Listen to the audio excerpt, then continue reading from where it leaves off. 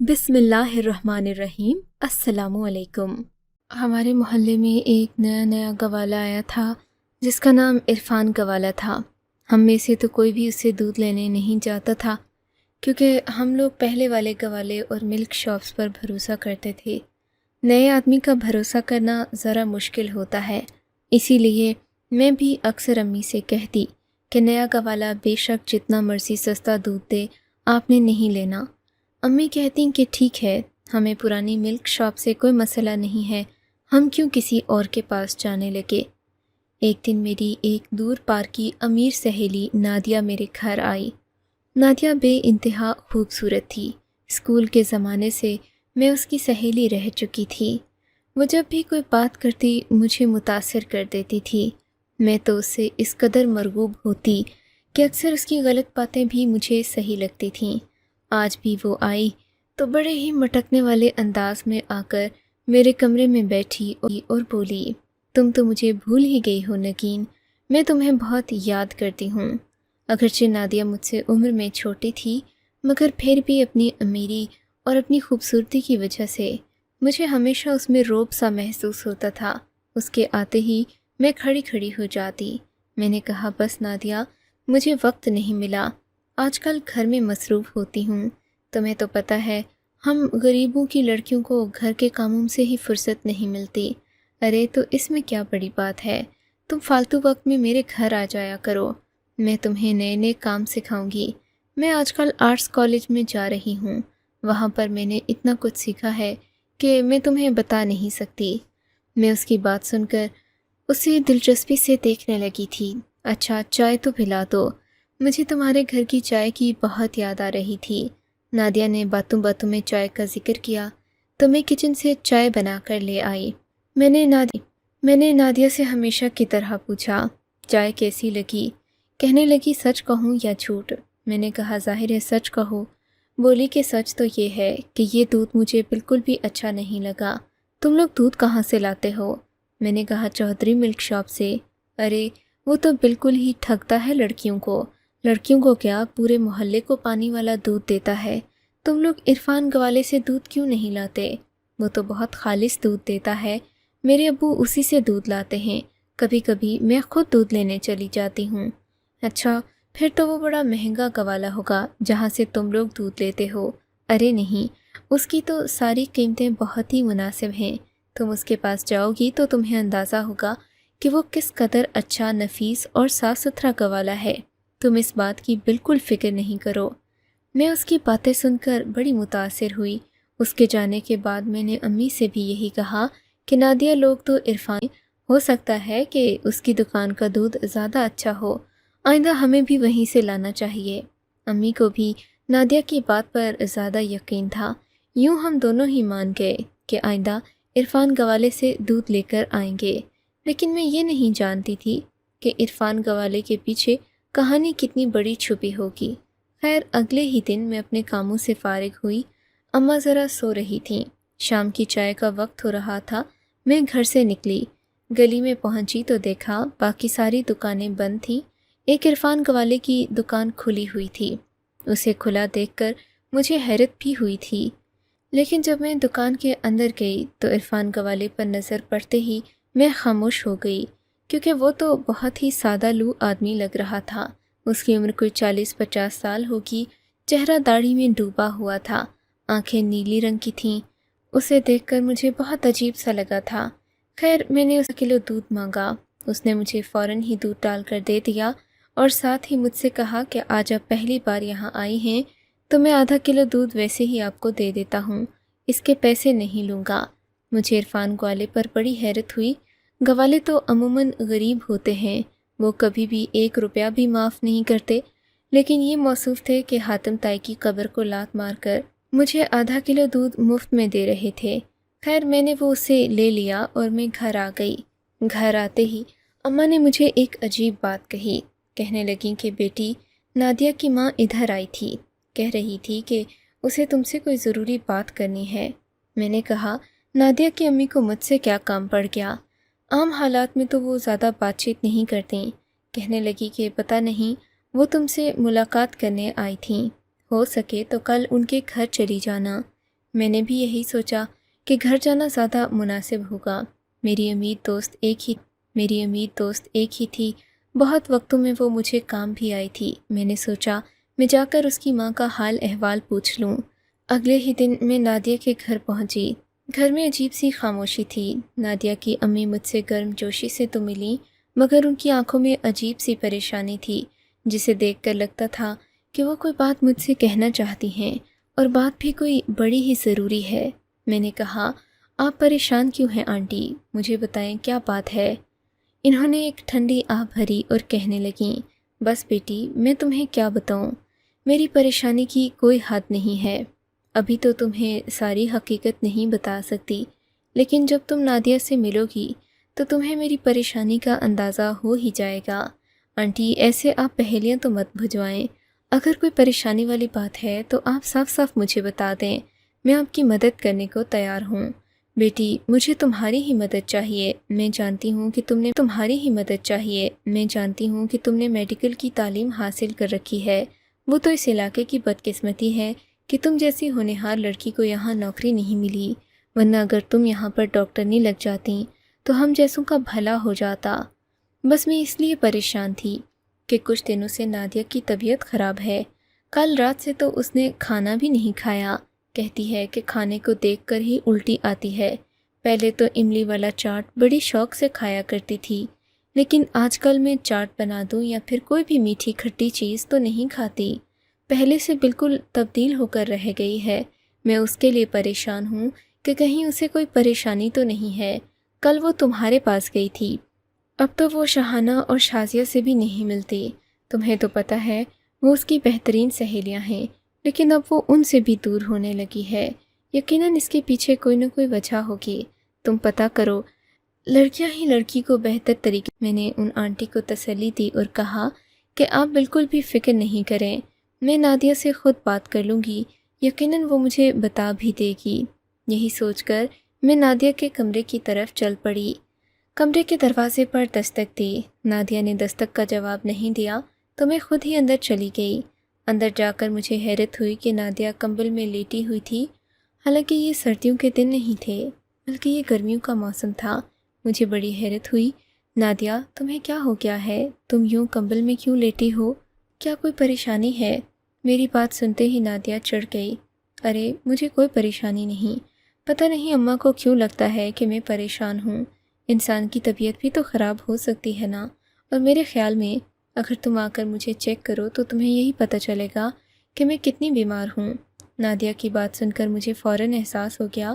میں نے اس کے ماتھے پر ہاتھ رکھا تو دیکھا وہ تو بیچاری واقعی میں بیمار تھی۔ تمہیں میں ہسپتال لے کر چلتی ہوں، میں عالم ہاسپٹل میں لے جاؤں گی تو تمہارا علاج ہو جائے گا، یوں گھر بیٹھنے سے تو کچھ نہیں ہوگا۔ ہسپتال کا نام سنتے ہی نادیہ کے چہرے پر ایک رنگ آیا اور ایک گزر گیا۔ نہیں، میں یہیں ٹھیک ہوں، اور خدا کے لیے، نادیہ نے ڈرتے ہوئے کہا، کہیں میری امی کے ذہن میں یہ ہسپتال والی بات مت ڈال دینا، خواہ اسے وہم میں مت ڈالو، وہ میری ماں ہے، پریشان ہو جائے گی۔ نادیہ کے منہ سے اتنی بے باکانہ انداز میں بات سن کر میں چپ ہو گئی، لیکن ظاہر ہے مجھے اس کی بہت زیادہ پریشانی تھی۔ میں نے نادیہ سے فی الحال تو کوئی بات نہیں کی، لیکن باہر آ کر میں نے نادیہ کی امی کو ضرور کہا کہ نادیہ کو ہسپتال لے جانے کی ضرورت ہے۔ بیٹی ہسپتال جانے کو وہ نہیں کہتی، کل اس کے ابا نے بھی کہا تھا کہ تمہیں ہاسپٹل لے چلتے ہیں، لیکن وہ ان کی بات بھی نہیں سنی۔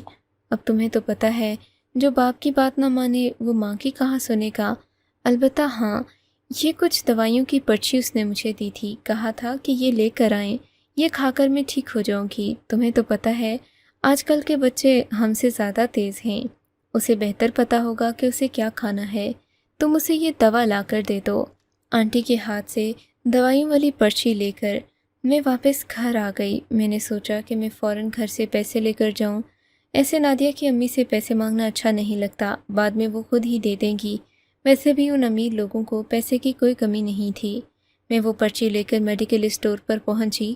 میڈیکل اسٹور والے نے مجھے گھور کر دیکھا اور بولا، میڈم آپ یہ دوائیاں کیوں مانگ رہی ہیں؟ میں آپ کو بھی جانتا ہوں اور آپ کے گھر والوں کو بھی، آپ میں سے کسی کو ان کی ضرورت نہیں ہو سکتی، کیا مطلب؟ یہ بخار کی دوائیاں ہیں، کسی کو بھی ضرورت پڑ سکتی ہے۔ آپ تو پڑھی لکھی ہیں، یقین نہ آئے تو اب خود پڑھ کر دیکھ لیں کہ یہ کس چیز کی دوائیاں ہیں۔ میں نے جیسے ہی وہ پرچی کھولی اور دوائیوں کے ناموں پر میری نظر پڑی تو میری بھی حیرت کی انتہا نہ رہی۔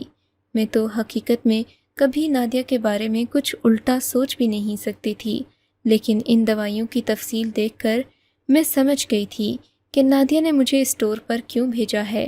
مجھے نہیں، وہ شاید اپنی ماں کو بھیجنا چاہتی تھی، لیکن پھر اس نے میرا سہارا لیا کہ شاید میں اس کی سہیلی ہوں تو کوئی نہ کوئی پردہ رکھ لوں گی۔ لیکن میں پردہ رکھنے سے زیادہ نادیہ کے بارے میں فکر مند تھی، نہیں چاہتی تھی کہ بعد میں اس کے لیے کوئی مسئلہ ہو۔ میں فوراً نادیہ کی ماں کے پاس گئی۔ میں نے دیکھا وہ بھی پریشان بیٹھی ہوئی تھیں، لیکن اس وقت اپنے شوہر کے پاس بیٹھی تھیں۔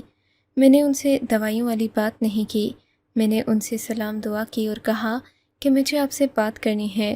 میں نادیہ کے کہیں نادیہ یہ سب سن کر پریشان نہ ہو جائے اور مجھ پر ہی شک نہ کرنے لگے۔ اس سے پہلے کہ یہ بات نادیہ تک پہنچتی، میں اس کی ماں سے پوچھنا چاہتی تھی کہ یہ دوائیاں واقعی نادیہ نے ہی ان کو لکھ کر دی ہیں یا پھر کسی تیسرے شخص نے، جو کہ نادیہ سے ہمدردی تو رکھتا ہو لیکن اسے دوائیوں کے بارے میں علم نہ ہو۔ میں نے پہلے نادیہ کی اماں سے تنہائی میں بلا کر یہ بات پوچھی تو کہنے لگیں، نہیں بیٹی، نادیہ نے خود ہی کسی سے فون پر دوائیاں پوچھی تھیں اور پھر یہ مجھے لکھ کر دی تھیں، پر اس نے مجھے سختی سے کہا کہ یہ دوائیاں ابا سے نہیں منگوانی، صرف تم سے ہی منگوانی ہیں، اسی وجہ سے میں تمہارے پاس آئی تھی۔ تمہیں تو پتہ ہے بچیوں کے معاملات نازک ہوتے ہیں۔ نادیہ کی امی کو یوں دیکھ کر مجھے بہت فکر ہو رہی تھی۔ میں نے سوچا اگر میں انہیں حقیقت بتا دوں تو پتہ نہیں کتنی پریشان ہو جائیں گی۔ میں نے ان سے کہا کہ آپ کو پتہ ہے نادیہ کو کیا بیماری ہے؟ پریشان ہو گئیں، بولیں کہ نہیں۔ میں نے کہا بہتر اسے آپ ہسپتال لے کر چلیں۔ یہ بات سن کر نادیہ فوراً ہی اٹھ بیٹھی اور بولی، تمہیں جس چیز کا کہا تھا تم وہ کر لو، تم سے تو دوائیاں مانگی تھیں، دوائیاں دینے کی بجائے تم یہاں بھاشن دینے آ گئیں۔ تم تو لگتا ہے کسی کی مدد کر ہی نہیں سکتی، صرف لیکچر دیتی ہو۔ میں یہ بات سن کر چپ ہو گئی۔ نادیہ سچ سچ بتا دو کہ تم نے یہ دوائیاں کیوں منگوائی ہیں؟ تمہیں نہیں بتایا کہ اسٹور والے نے کہ یہ دوائیاں کس لیے کھائی جاتی ہیں؟ ہاں وہ تو مجھے بتا دیا ہے، پر میں تم سے یہ پوچھ رہی ہوں کہ تمہیں ان کی ضرورت کیوں پڑ گئی؟ کیا یہ تمہیں اپنے لیے ضرورت ہیں؟ ہاں اپنے لیے ضرورت ہیں۔ بتا دو اماں کو کہ میرے پیٹ میں کسی کا گناہ پل رہا ہے۔ یہ تم کیا کہہ رہی ہو بیٹی؟ خدا کے لیے ایسے تو مت بولو۔ نادیہ کی امی ساتھ پڑی کرسی کا سہارا لینے لگیں کیونکہ وہ لڑکھڑا رہی تھیں۔ آنٹی میں تو یہی جانتی ہوں کہ نادیہ نے جو یہ باتیں کی ہیں اس کا مطلب یہی ہے کہ نادیہ کو بچہ ختم کرنے کے لیے دوائیں چاہیے۔ میری یہ بات سن کر اس کی امی حیران رہ گئیں۔ میں نے سوچا بھی نہیں تھا کہ میری بیٹی ایسی نکلے گی۔ مجھے بھی نہیں پتا نادیہ کہ تم نے یہ بات بھی کیسے کر لی۔ اگر تو یہ دوائیں تمہیں خود چاہیے پھر تو تمہارے کردار پر سوال اٹھتا ہے کہ تمہیں کیوں چاہیے۔ ہاں کہہ دو کہ میں بد کردار ہوں، میں نے ہی قصور کیا ہوگا۔ کیا کبھی تم نے یہ سوچا کہ میرے ساتھ کچھ غلط ہو سکتا ہے؟ یہ سب کچھ انسان کی مرضی سے ہوتا ہے۔ تم نے اگر پہلے ہمیں بتا دیا ہوتا تو بھی ہم کچھ سوچتے۔ اگر تمہارے ساتھ یہ مسئلہ تھا تمہیں پہلے بھی تو پتا ہوگا نا کہ کیا سب ہو رہا ہے۔ تم کوئی چھوٹی بچی تو نہیں ہو، سچ سچ بتا دو نادیہ، اس گناہ میں تمہارے ساتھ شریک کون ہے؟ نادیہ کی امی نے یہ بات بولی تو نادیہ پھوٹ پھوٹ کر رونے لگی۔ امی آپ کو بھی یہی لگتا ہے کہ یہ سب کچھ میں نے جانتے بوجھتے کیا ہے؟ خدا کے لیے آپ ہیں میرے بارے میں، آپ تو ایسا نہ سوچیں۔ بیٹی سوچوں کیسے نہ، تم دیکھ تو رہی ہو نا، آج تمہاری ایک سہیلی کو پتہ چلا ہے، کل دوسری کو پتہ چل جائے گا، کرتے کرتے بات پورے گاؤں میں پھیل جائے گی تو کیا ہوگا؟ امی بات نہیں پھیلتی جب تک آپ نہ پھیلائیں۔ رہا جواب یہ کہ میرے گناہ میں برابر کا شریک کون ہے تو میں اس کا جواب بھی آپ کو دے دوں گی، لیکن اس کے ساتھ آپ یہ بات بھی جان لیں کہ یہ بیماری صرف میرے ساتھ ہی نہیں، میری 2 سہیلیوں اور کو بھی ہے، شازیہ اور شمائلہ بھی امید سے ہیں۔ اب آپ کو کیا لگتا ہے کہ میں آپ سے جھوٹ بول رہی ہوں؟ یا اللہ یہ میں کیا سن رہی ہوں؟ میرے لیے یہ ڈوب مرنے کا مقام ہے، یا تو وہ لڑکیاں تمہاری صحبت میں رہ کر خراب ہوئی ہیں یا انہوں نے تمہیں خراب کیا ہے۔ کوئی تو بات ہے جس نے تم سب کے لیے مقدر کا گڑھا کھود دیا ہے۔ میں نے سوچا نہیں تھا کہ میری اولاد ایسی نکلے گی۔ میں تمہارے ابا سے بات کروں گی، ان کو یہ بات بتاؤں گی۔ میں اپنے شوہر سے کچھ پا سکتی، بھلے تو میری اولاد ہے پر وہ میرا شوہر ہے۔ میں نے آج تک اس سے کوئی چیز نہیں چھپائی۔ امی میری ایک بات سن لیں، اس کے بعد بھی اگر آپ کو میری بات پر یقین نہیں آیا تو ابو کو ہی نہیں بے شک جا کر پورے گاؤں کو بتا دیجیے گا۔ آپ کو پتہ ہے ابو اس کے بعد کیا کریں گے؟ گاؤں کا کوئی بھی لڑکا پکڑ کر میری شادی کروا دیں گے، لیکن اگر آپ مجھے یہ دوائیاں لا کر دے دیں تو میری زندگی بچ سکتی ہے۔ زندگی تو بچ جائے گی، پر یہ بتاؤ اس کے بعد تم سے شادی کون کرے گا؟ امی آج کل ہر طریقہ ممکن ہے، آپ آگے کی باتیں کیوں سوچ رہی ہیں؟ اور جب میں آپ کو حقیقت بتائیں گی تو آپ خود ہی شرمندہ ہوں گی۔ یہ سب میرا قصور نہیں ہے بلکہ عرفان گوالے کا ہے۔ عرفان گوالے کا؟ ارے کیوں اپنی قبر میں آگ لگا رہی ہو؟ وہ تو بیچارہ سیدھا سادہ انسان ہے، تم اس پر الزام لگاتی ہو؟ تمہیں شرم نہیں آئی؟ سچ سچ بتا دو، تم نے شہر جا کر کیا گل کھلایا ہے؟ ورنہ میں تمہاری زبان نکال دوں گی، دوبارہ تمہیں کبھی کالج نہیں بھیجوں گی۔ میں نے دیکھا کہ نازیہ کی امی بہت زیادہ غصے میں تھیں۔ تب نازیہ نے جو بات کی اس نے نہ صرف نازیہ کی امی کے بلکہ میرے بھی ہوش و حواس اڑا دیے۔ امی عرفان گوالے کا دودھ پی کر ہی ہمارے ساتھ یہ سب کچھ ہوا ہے۔ آپ اس کا دودھ بے شک جا کر لیبارٹری سے چیک کروا لیں، اس میں ضرور کوئی نہ کوئی ایسی چیز ہے جس سے ہم تینوں سہیلیوں کے ساتھ یہ معاملہ ہوا ہے۔ ہم نے جا کر اپنا چیک اپ کروایا، اگر میں غلط ہوں تو میری باقی 2 سہیلیاں جو گاؤں میں رہتی ہیں وہ تو شہر نہیں گئی نا، ان کے ساتھ کیا ہوا؟ آپ کو یہ بات سمجھ کیوں نہیں آتی؟ نادیہ کی امی یہ بات سن کر حیرت میں پڑ گئی تھیں۔ ان کو بھی ایک ہی خیال آ رہا تھا اور مجھے بھی، عرفان گوالہ تو بالکل بھی ایسا آدمی نہیں لگتا۔ پھر ہمیں نادیہ نے کہا کہ اگر مجھے یقین نہیں آتا تو بے شک میں اس کی سہیلیوں سے پوچھ لوں، ان کو بھی یہی مسئلہ ہے۔ خیر کرتے کرتے میں اگلے ہی دن نازیہ کی سہیلیوں کے گھر پہنچ گئی۔ جب میں ان کے گھر پہنچی تو مجھے پتہ چلا کہ وہ بھی واقعی بیمار ہیں۔ شمائلہ کی امی کہہ رہی تھیں کہ وہ تو 3 دن سے اپنے کمرے سے باہر ہی نہیں آئی۔ میں نے شمائلہ کی امی سے پوچھا، کیا آپ کو اپنی بیٹی کی بیماری کے بارے میں کچھ مزید معلومات ہیں؟ کہنے لگیں کہ بیٹی مجھے تو اس کے بارے میں کچھ نہیں پتہ، بس میں اتنا ہی جانتی ہوں کہ 3 دن سے اس نے کھانا نہیں کھایا۔ اللہ میری بیٹی کو سلامت رکھے، لیکن تم دیکھ لینا میری بیٹی کو ضرور کوئی نہ کوئی روگ لگا ہوا ہے۔ آج تم آ گئی ہو تو چلو اسے نازیہ کی خبر بھی دے دو۔ بار بار اس کا پوچھ رہی تھی کہ اس کی طرف سے کوئی آیا نہیں۔ میں نے کہا میں آپ کی بیٹی کو لینے آئی ہوں، دراصل نازیہ اس سے ملنا چاہتی ہے۔ شمائلہ کی ماں نے ذرا بھی اعتراض نہیں کیا، شمائلہ کو میرے ساتھ بھیج دیا۔ میں شمائلہ کو لے کر نازیہ کے گھر آ گئی۔ شمائلہ، نازیہ اور شازیہ اکٹھی ہو گئی تھیں۔ اب یہ سب لڑکیاں نازیہ کی امی کے آگے بالکل مجرموں کی طرح بیٹھی ہوئی تھیں۔ لڑکیوں سچ بتاؤ یہ میں کیا سن رہی ہوں؟ نازیہ کی ماں نے ان تینوں کو ڈانٹ کر پوچھا تو نازیہ رونے لگی۔ امی آپ کو یقین نہیں آتا تو میری سہیلیوں سے پوچھ لیں، یہ بھی عرفان دودھ والے سے جا کر اکثر دودھ لایا کرتی تھیں۔ جس دن سے یہ بیمار ہوئی ہیں اس سے پہلے انہوں نے عرفان گوالے کا دودھ پیا تھا۔ مجھے تو پکا یقین ہے کہ اس کے دودھ میں ایسی کوئی چیز ہے جسے پی کر ہم سب کو یہ سب مسئلہ ہو گئے۔ یہ بات سن کر نازیہ کی امی جو کہ ان پڑھ جاہل تھیں وہ بھی متاثر ہو گئیں اور بولیں، ہو سکتا ہے میری بیٹی کا قصور نہ ہو، چلو میں ایک نرس سے بات کرتی ہوں، وہ میری جاننے والی ہے، سارا کچھ وہی کرے گی، وہ تم سب کی مدد کر دے گی، لیکن خدا کے لیے اس سب میں میرا نام نہیں آنا چاہیے۔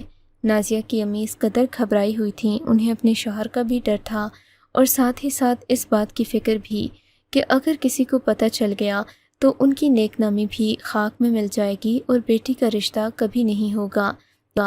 اس وجہ سے میں دیکھ رہی تھی کہ نازیہ کی امی نے اپنی پریشانی کا ذکر کسی سے نہیں کیا۔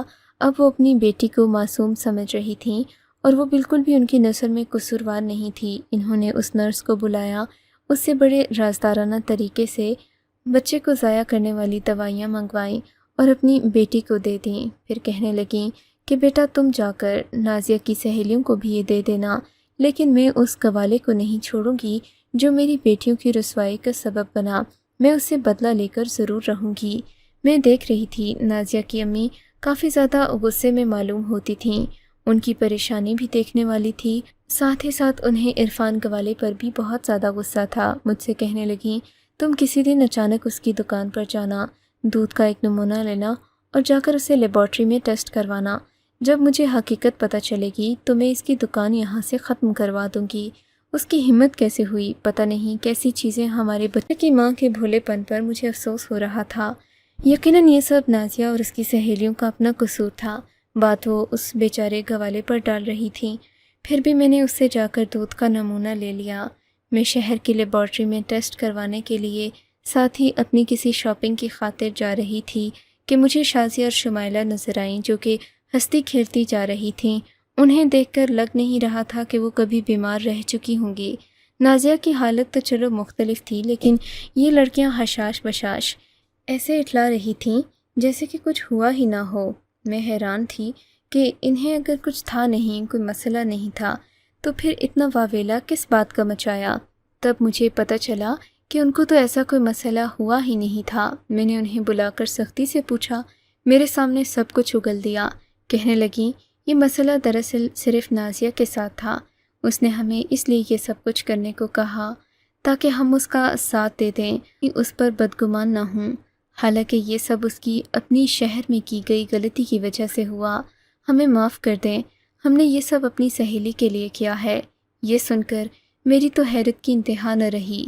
اگر وہ لڑکیاں سچ نہ بولتی تو ایک بے گناہ گوالا اس سارے عمل میں نہ صرف بدنام ہوتا بلکہ اپنے رزق سے بھی محروم ہو جاتا۔